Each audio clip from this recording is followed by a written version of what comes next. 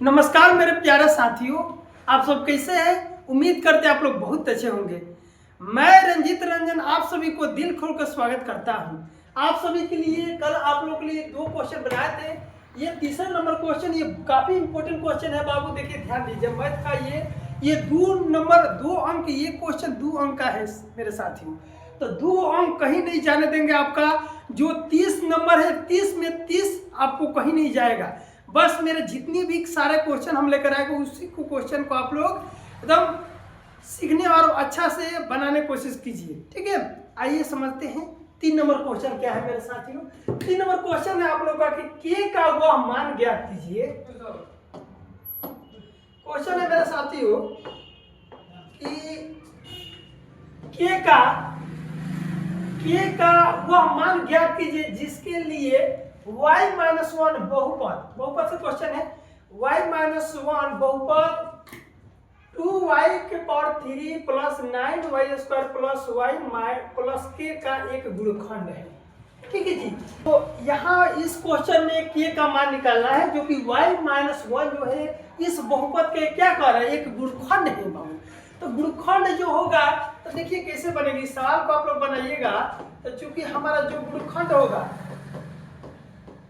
गुणनखंड हम लोग के क्या दिया गया है, y-1, ठीक है जी, यही ना गुणनखंड है इस बहुपद का। तो y-1 बराबर इसके बराबर हम लोग 0 निकाल लीजिए, ठीक है। अब यहाँ पे y का मान निकालिएगा तो y बराबर क्या हो जाएगा, -1 है तो इधर भेज दीजिएगा तो +1, यानी y बराबर +1 हो जाएगा, ठीक है। इतना सारा बात समझ में आया।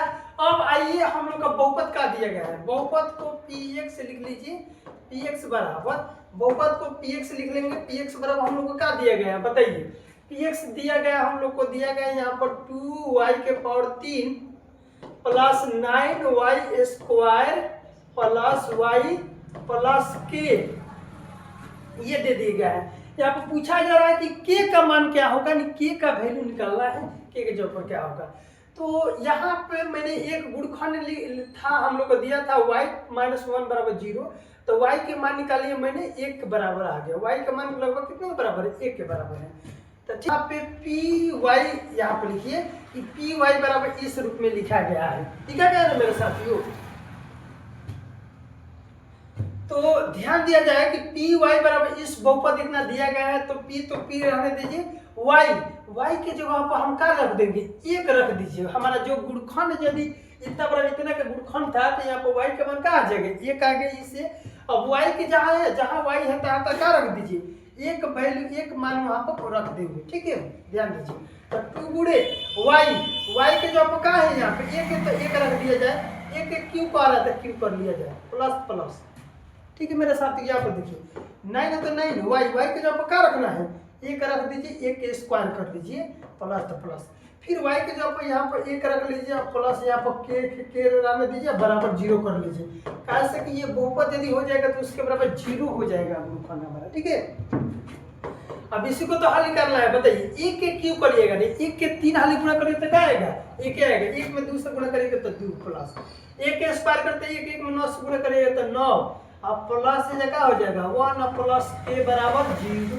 अब यहाँ से देखिए k का मान, खाली k का मान निकालना था ना, तो जोड़ लिया जाए। 9 1 10 और 10 2 12, यानी इसके बराबर हो जाएगा 12 प्लस k इक्वल टू 0, यानी हमारा k का मान क्या हो जाएगा, प्लस 12 है बाबू। इधर लेके चलिए ना, बराबर के इस पर लेके चलेंगे तो प्लस 12 है ना, इधर लेके आइएगा तो क्या हो जाएगा, -12 आ जाएगा। यानी हमारा यहाँ पे k का मान कितना निकल गया साथियों। तो यहाँ पे हम लोग देख रहे हैं कि 9 1 10 10 12 प्लस k बराबर 0 हो गया। तो k का मान निकालिएगा तो प्लस यहाँ पे 12 है, इधर लगेगा तो -12, यानी k का हमारा मान क्या हो गया, निकल गया यहाँ पे k का मान निकल गया -12, ठीक है जी। क्वेश्चन है मेरे साथियों, क्वेश्चन नंबर 4, बहुत इंपॉर्टेंट क्वेश्चन है। इस क्वेश्चन को ध्यान से देखेंगे। क्वेश्चन दिया गया है कि हल करना है। इस क्वेश्चन में हम लोग को हल करना है। क्वेश्चन दिया है x - y बराबर 3, पहला समीकरण। यह हमारा 2 चर रेखीय समीकरण युग्म से क्वेश्चन लिया गया है। दूसरा का समीकरण दिया है x/3 + y/2 = 6, ठीक है जी। दो समीकरण दिया गया, इसको कह रहा है कि हल करिए। अब आपको ये हल करनी है, आप कोई विधि से हल किया जा सकता है।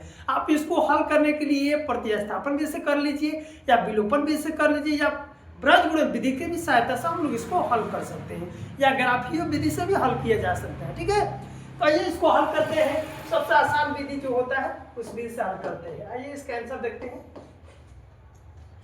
हल करने के लिए हमें जो समीकरण दिया उस समीकरण को लिख लिया जाए। x माइनस वाई बराबर क्या दे दिया है 3।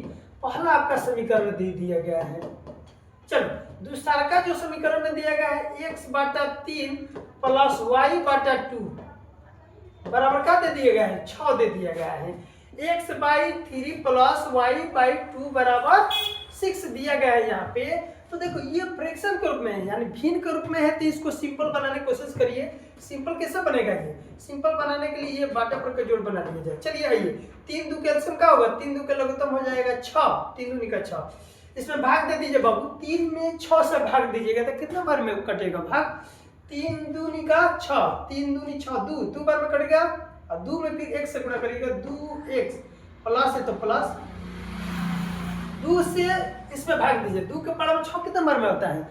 2 के पढ़ा में 6 आता है 3 बार में, तो 2 3 6 3, 3 में y से गुणा करिएगा तो क्या हो जाएगा? 3y बराबर क्या हो जाएगा? 6 हो जाएगा। ठीक है, अब यहाँ पर फ्रैक्शन में आ गया, ये भी फ्रैक्शन में करके क्रॉस मल्टीप्लाई आप गुणा करिएगा तो ये हो जाएगा 2x plus 3y equal to, यहाँ पे देखो एक में कोनो चीज से गुणा करें तो सेम बात आ गया। अभी इसमें क्रॉस मल्टीप्लाई 6 में 6 से गुणा करिएगा, 6 में 6 से गुणा करें तो 6 का 36 हो जाएगा, 36 हो जाएगा यहाँ पे। ठीक है, अब यहाँ पर देखिए सिंपल हो गया हमारा समीकरण। इस समीकरण को समीकरण का मान लीजिए 2 मान लीजिए, क्या मान लीजिए? समीकरण 2 मान लिया जाए। ठीक है जी, अब आगे देखा जाए इस सवाल को। ठीक है, अब इस सवाल को हल करना था। क्या हल करना था मेरे साथियों? इस सवाल को हल करना था। तो देखिए हल करने के लिए आप लोग, मैंने अभी बताया कि इसको हल करने के विलोपन, बीजगणित विधि या प्रतिस्थापन विधि, कोई भी विधि से आप हल करके x और y का वैल्यू निकाला जा सकता है। ठीक है मेरे साथियों, आइए इसको समझते हैं। तो इस दो समीकरण हम लोग को बना लिए, तो 2 समीकरण हमारा हो गया। तो काम करिएगा, आइए इसको हल करने के लिए हम लोग विलोपन विधि के, विलोपन विधि सबसे आसान विधि होता है।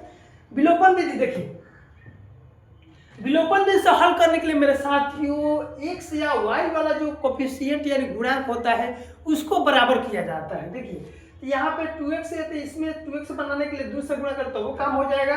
यहाँ पर 3y है तो यहाँ पे खाली समीकरण 1 में 3 से गुणा कर ले तो वो हमारा काम हो जाएगा। ठीक है जी, तो हम काम करते हैं ना, विलोपन विधि से हल करते हैं। विलोपन विधि से इसको हल करते हैं। विलोपन विधि से हल करने के जा रहे हैं, तो विलोपन विधि से हल यदि इसको करते हैं, समीकरण हो गया। इसको हल करने के लिए यहाँ पर हम बोल रहे हैं कि विलोपन विधि से हल किया जाए। विलोपन विधि से हल करने के लिए मेरे साथियों x या y कोफिशिएंट को बराबर किया जाता है। x या y गुणांक को एकदम बराबर कर किया जाता है। देखो तो यहाँ पे 3y है। अब समीकरण इसको 3 बनाने के लिए इसमें समीकरण 1 में कैसे गुणा कर? समीकरण 1 में 3 से गुणा कर लीजिए, 3 से गुणा कर समीकरण 1 में 3 से गुणा कर समीकरण 2 के संगत पक्षों को जोड़ देंगे। संगत पक्षों कहने का मतलब उसके सभी पक्ष जितना भी हैं इसमें सभी पक्षों को जोड़ दिया जाता है। संगत पक्षों को जोड़ने पर देखिए क्या होता है। तो पहले तो समीकरण 1 में कैसे गुणा करेंगे? 3 से गुणा करेंगे। तो 3 से गुणा करने इसमें नहीं करेंगे, सब पार्ट में 3 से गुणा करना पड़ेगा, पूरे पार्ट में 3 से गुणा करना पड़ेगा। 3 से गुणा कर पाओगे, 3 में 1 से गुणा करेगा तो क्या हो जाएगा? यहाँ पर 3x हो जाएगा। होगा कि नहीं? होगा मेरे साथ। यहाँ पे 3 से गुणा करिएगा तो घटाव का चिन्ह घटाव हो जाएगा। यहाँ पे 3 से गुणा करिएगा तो यहाँ पे क्या हो जाएगा? 3y हो जाएगा। फिर बराबर है तो बराबर 3 है तो इसमें भी 3 से गुणा करते हैं। 3 में 3 से गुणा करते 3 3 क्या हो जाएगा? 9 हो गया। होगा कि नहीं मेरे साथ? होगा। दूसरा का समीकरण क्या दिया गया आप लोग? दूसरा का समीकरण दिया गया है 2x plus 3y equal to क्या हो जाएगा?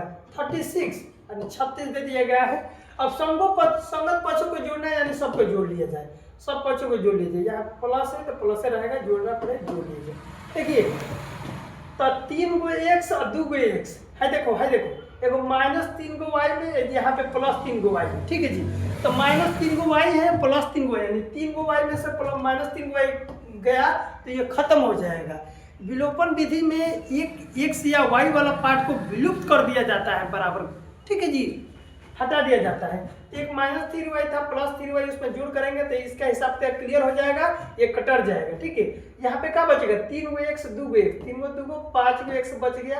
और यहाँ पे जोड़िए 36 गो और 9 गो, तो 9 और 6 15 कर 5 हो जाएगा, और 3 1 4 45 हमारा हो जाएगा, ठीक है जी। 45 हो जाएगा तो x बराबर निकालिएगा तो 45 बटा यहाँ पे क्या हो जाएगा 5 का पढ़ कितना हमारा 45 आता है, 5 9 45, यानी x बराबर क्या हो जाएगा 9 हो जाएगा। हमारा x बराबर क्या आ गया 9, एक आंसर आ गया। अब फिर y का मान निकालना है मेरे साथियों, किसका मान निकालेंगे। अब y का मान निकालने के लिए जानते हैं क्या करिए, x का जो मान निकाले समीकरण 1 में ले जाकर पुट कर दीजिए, रख देंगे। तो x का मान